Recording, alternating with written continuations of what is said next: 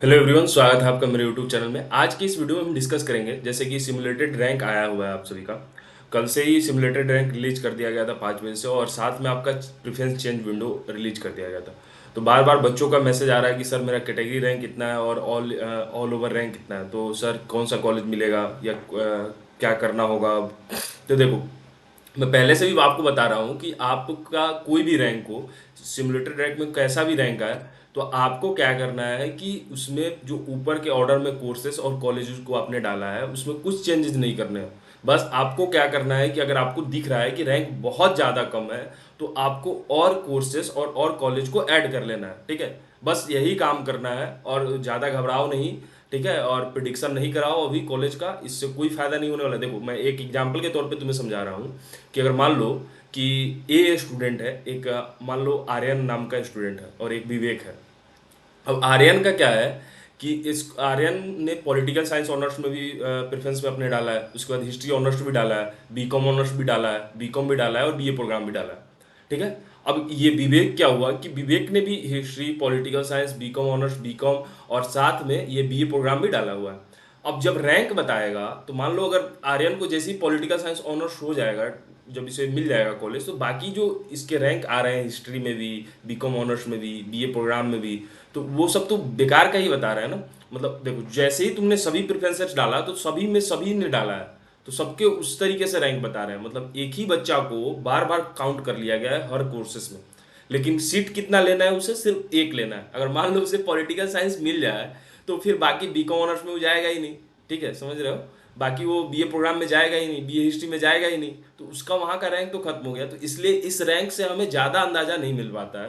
तो इसलिए मैं आपको यही कहूँगा कि आप घबराओ नहीं। कल से आप मुझे मैसेज कर रहे हो कि सर कैसे होगा, मेरा रैंक आ गया इतना, कौन सा कॉलेज मिलेगा कौन सा नहीं मिलेगा, तो कहीं जाने की भी ज़रूरत नहीं है। आराम से सोचो कि उसमें अगर ज़्यादा रैंक है तो एक खुद से सोच के देखो कि अगर रैंक ज़्यादा है तो उसमें कुछ कॉलेज को ऐड कर ले। समझ में आ रहा है? अगर तुम कुछ कॉलेजेस को ऐड कर लेते हो तो बस तुम सेफ हो। बाकी आपको कुछ करना नहीं है, ये नहीं चेंज करना है कि साउथ को ऊपर कर देना है, नॉर्थ को नीचे कर देना है, ऐसा कुछ नहीं करना है। जैसे तुमने बनाया था नॉर्थ साउथ ऑफ कैंपस, वैसी प्रेफरेंस बनाया हो, उसे उसमें छेड़छाड़ नहीं करना है, बस कुछ और कॉलेज को ऐड कर लेना है। होता क्या है कि बहुत बच्चे कम प्रेफरेंस डालते हैं। अब इसलिए ड्यू दिखाती है कि देखो सिमुलेटेड रैंक निकाले हुए हैं, तुम अपना देखो एक बार तुम कहाँ एग्जिस्ट करते हो। जब तुम अपने आप को देख लोगे तो उस अनुसार से तुम एक और भी कोर्सेज को, कॉलेजेस को ऐड कर पाओगे, ताकि तुम्हारा ड्यू के सीएसएस पोर्टल से तुम मतलब काउंसलिंग फेज से तुम बाहर न जाओ। इसलिए max to max college add कर लो और रिलैक्स करो। ठीक है, आज रात के 12 बजे तक तुम कॉलेज को ऐड कर सकते हो, और कल तुम्हारा क्या होगा कि कल कुछ नहीं होगा, और 1 तारीख को तुम्हारा फर्स्ट राउंड का कट ऑफ आ रहा होगा। ठीक है, दूसरी बात यह है कि आप एक चीज ध्यान रखेंगे कि बहुत लोगों में क्या हो रहा है कि प्रेफरेंस सबमिट करने के बाद भी जीरो दिखा रहा है। ठीक है, तो ये ड्यू सीएसएस पोर्टल में क्या है कि ग्लिच है। ठीक है, तो आपको ग्लिच है तो क्या करना है कि अगर मान लो जीरो दिखा है सबमिट के बाद, तो पिछले साल भी ऐसे ही हुआ था। तो ड्यू ने क्या किया था, ड्यू ने मांगा था कि प्रूफ बताओ कि तुमने प्रेफरेंस फिलअप किया था। तो बच्चों के पास कोई प्रूफ नहीं था, जिस कारण से उनका एडमिशन हो नहीं पाया। ठीक है, तो आपको क्या करना है, आपको करना है जैसे ही आप सीएसएस पोर्टल को फिलअप कर रहे हो, प्रेफरेंस एंट्री जैसे ही डाल रहे हो, तो उसको स्क्रीन रिकॉर्ड कर लो।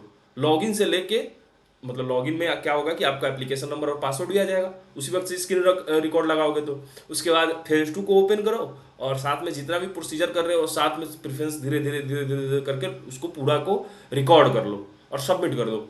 अगर मान लो उनके डाटाबेस में तुम्हारा जीरो जाता है प्रेफरेंस, तो तुम दिल्ली यूनिवर्सिटी को बाद में प्रूफ दे सकते हो, मेल कर सकते हो कि मैंने प्रेफरेंस फिलअप किया था, ये आपके तरफ से गड़बड़ है। तो फिर क्या करती है दिल्ली यूनिवर्सिटी, उसको सुनती है।